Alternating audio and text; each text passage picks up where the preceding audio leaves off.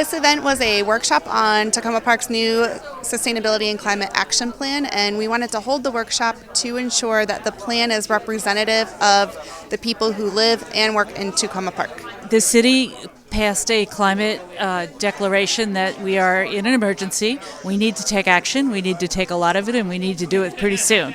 So this workshop is part of the city's developing a plan for how to do that, a strategy for what do we do to reduce our carbon emissions equitably across the city as fast as possible. And so the point of tonight was to get feedback from residents through an open workshop, to hear from people what they think will work. I think it was a great event. It was really exciting to see a lot of members of the community come out and share their thoughts. I was really impressed with just the level of knowledge and the enthusiasm for making big changes, not just small changes, but really thinking globally and thinking about what we can do here in Takoma Park to make a really big difference, and not just thinking about the little things, but thinking, can we do something revolutionary that might be actually really difficult? I've seen a lot of interest in environmental initiatives, a lot of people taking advantage of the programs that currently exist. A couple of years ago, there was the neighborhood challenge where people made changes to their homes to improve efficiency, and I think there's interest in continuing to do those sorts of things in the future. But I also think we need to take steps so that we're reminding people, and as we get new people moving into the community, we also are bringing them into the fold and making sure that everyone understands the importance of this, as well as the incentives that the city has and the commitments that we have to achieving net zero in the future. The city's done a lot already, and I'd like to see us do more of that and double back to, particularly on multifamily buildings, to double back to keep doing the voluntary things we've doing. But I do think we need to do more. We need to take some pretty aggressive steps. Takoma Park has established some very strong and bold climate goals. 100% greenhouse gas reduction by 2035. That was established in March by City Council. So we have to develop a plan on how to achieve that goal. I'm very pleased with the attendance. I would like also to see other strategies to reach out in other ways. There'll be in neighborhood workshops, there'll be community conversations, plus we'll have an online survey for people who just want to quickly register their opinions. Some of the strategies might be things such as implementing mandatory reporting of energy use for the building stock in Takoma Park, energy efficiency standards and requirements of buildings, transportation improvements in the city to encourage biking through protected bike lanes, and a lot more. From here, I'm really excited to see some continued outreach to the community so we get a really broad range of input. I think we've heard from a lot of people so far, and we can continue to hear from some more parts of the community, particularly people who live in multifamily buildings, renters, people of color, people with low incomes. So we have a really broad range of input from people. And then from there, I'd like to see some more effort on transportation issues. That was something I heard a lot in my group today when I was in the focus group. There was a lot of enthusiasm for exploring some different programs regarding renewables and how we encourage and incentivize those programs. So I think there's a lot of exciting stuff to explore, and I'm looking forward to some of the ways we can consider what can be done. The goal of sustainability is not to make life hard, but to make life healthy and good.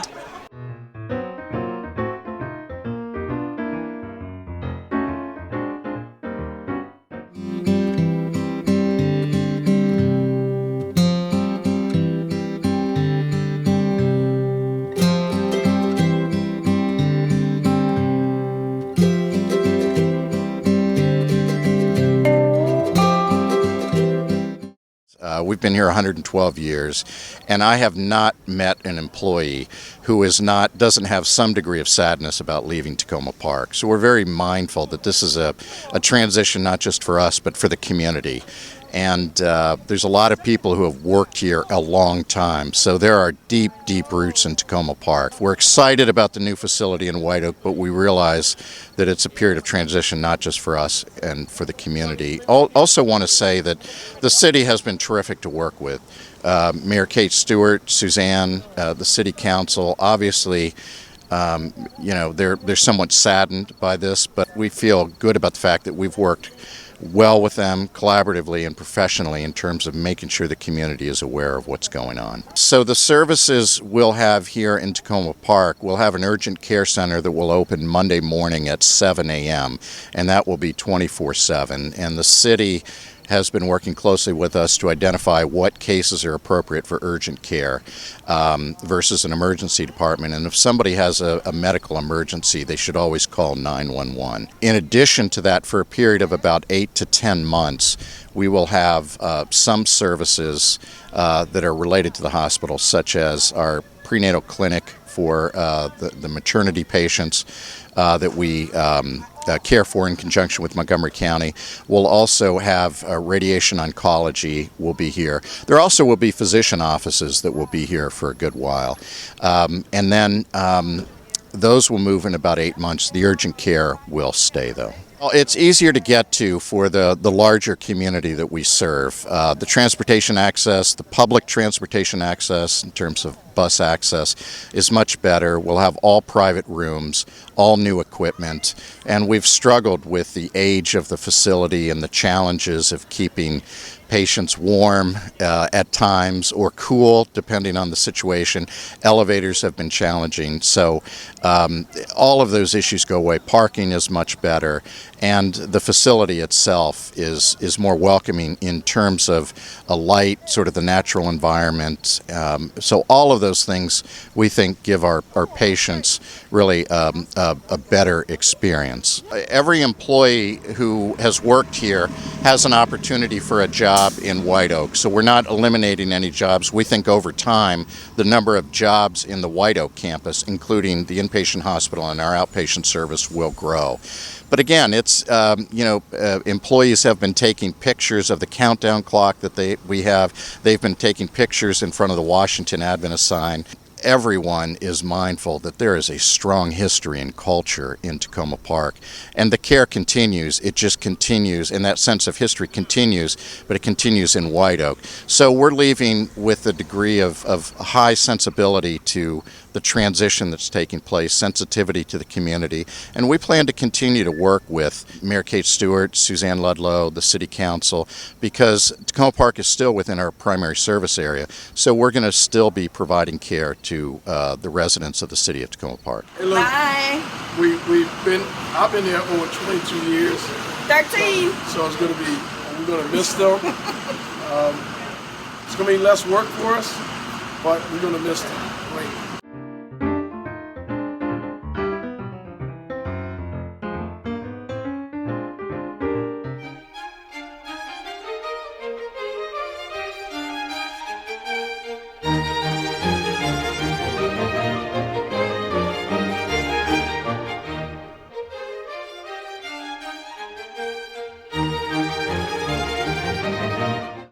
I'm one of the people behind it. So Roz from Housing and Community Development, she and I work together, and we realized that we both do needlecraft work to relax when we get stressed out. And so we've been doing a lot of it. She knits and I crochet, and we thought maybe we could use our powers for good and find someone who could really benefit from the things that we're doing.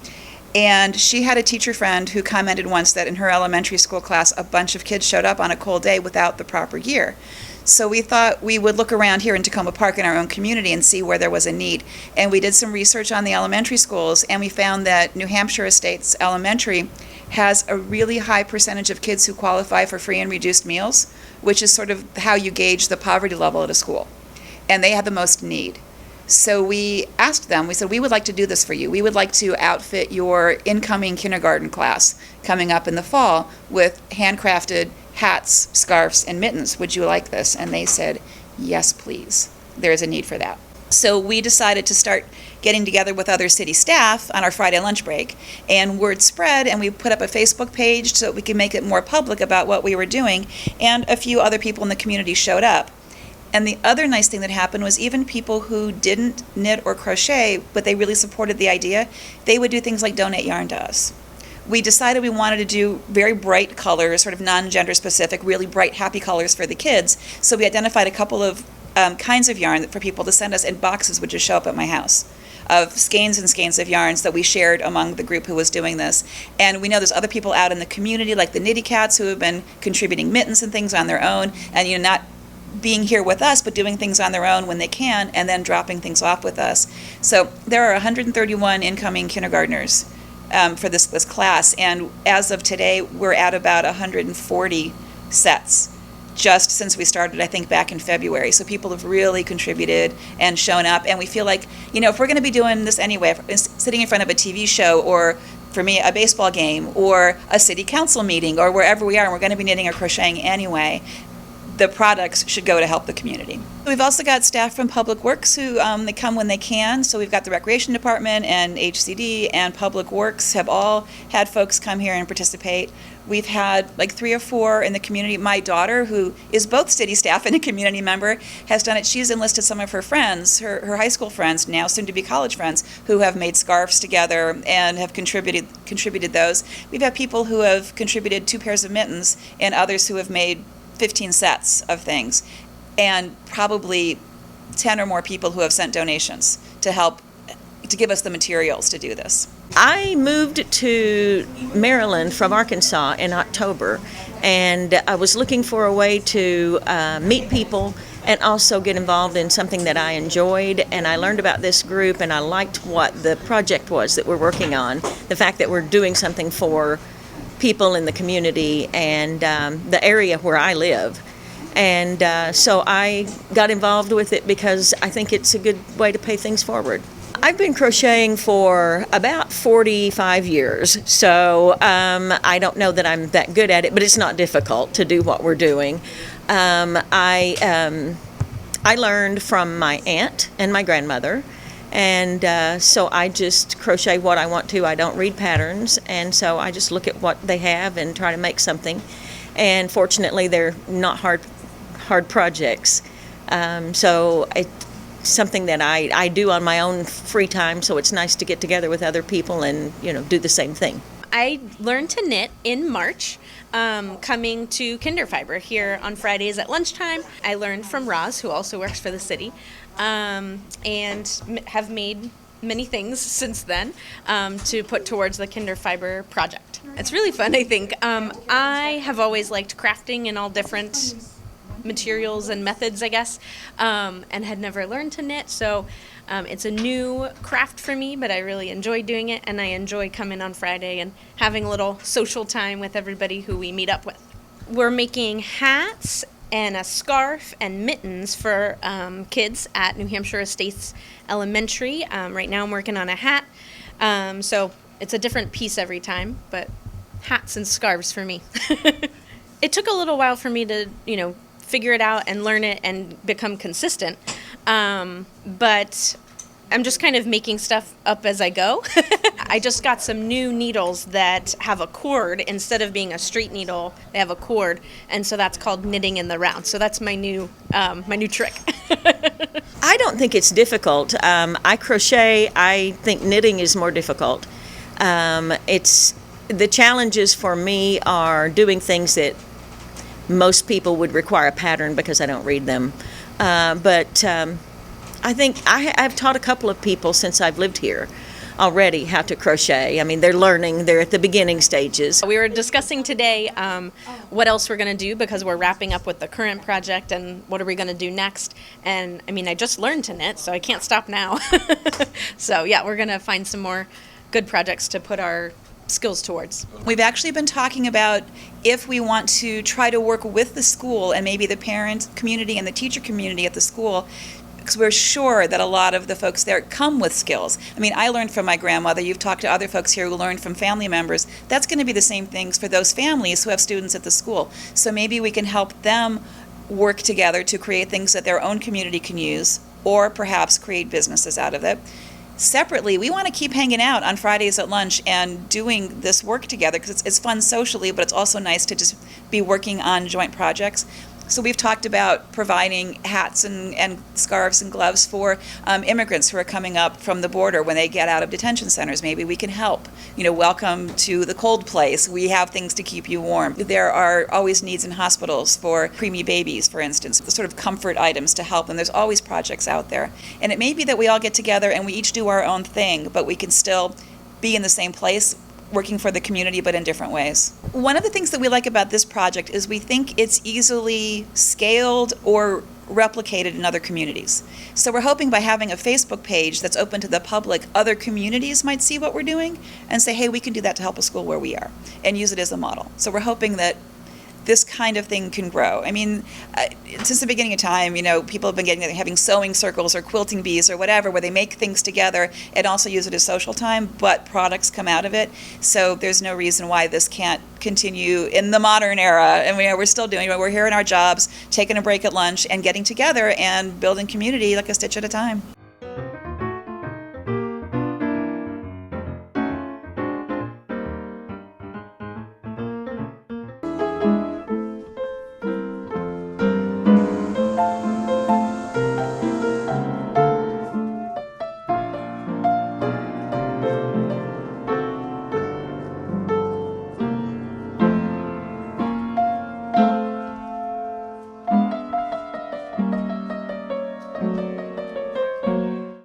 Well, I saw a public piano about a year ago in Brunswick, Maine, and my son, who was 8 at the time, started playing it, and a little crowd developed behind him, and then they started clapping when he was done, and I thought this is a really neat way to get sort of strangers to interact and for people to be able to play the piano and share their sort of talents with the community, even if they might never play in sort of a more traditional concert.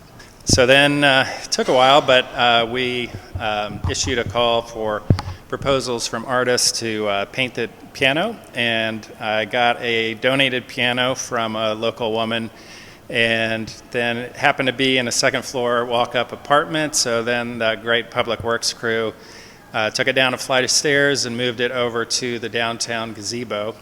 And we hired a local artist, Zahava Frank, who painted it with her own design, which was really cool. It was a large tree that extends up above the piano with a rainbow behind it.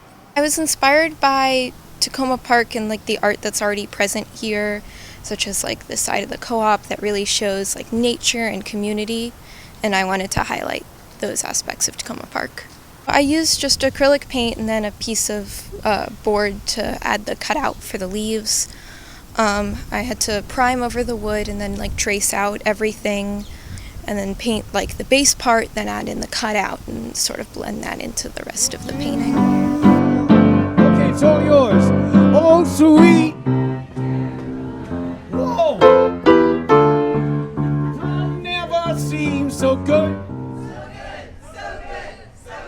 I'm being inclined to believe they never would, but now I look at the night.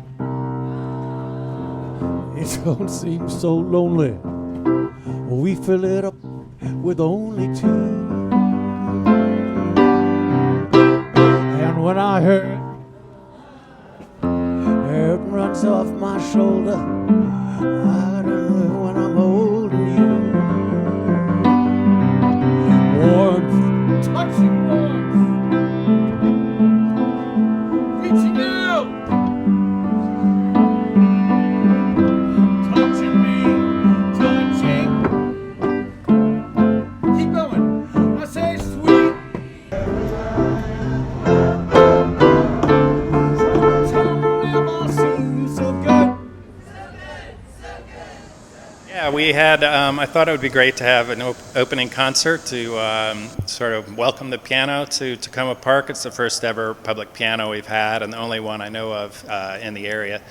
And so we had a concert where pretty much anyone in the community could show up and play the piano. And we had a great crowd, and so we had maybe 13 or 14 pianists, all ages from 7 years old all the way up into their 60s. And one fiddle player too, who accompanied one of the pianists. So It was a great event, and I think a good way to sort of bring the piano to the community and let them know it's here. It'll be in the gazebo for about 4 months, when pretty much anybody can come by and play it from 9 a.m. to 9 p.m. any day. We don't want people playing it at night to avoid any noise complaints, but other than that, it's out there and people can play or listen. Getting the cutout done was the most difficult part of the process, just logistically to figure out with measurements and everything. The hardest part to paint was probably getting in like sort of proportions and like positioning and everything for the musicians on the sides.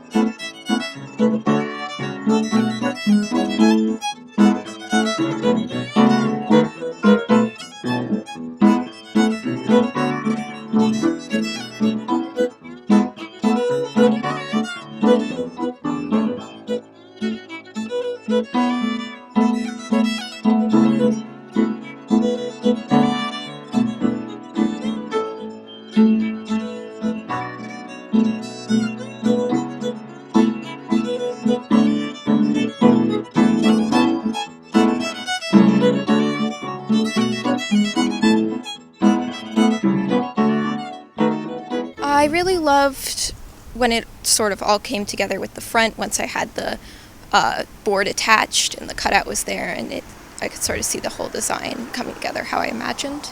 I'm about to start school for animation, so I don't have any other projects I'm working on right now, but I am sort of learning to hopefully become an animator in the future.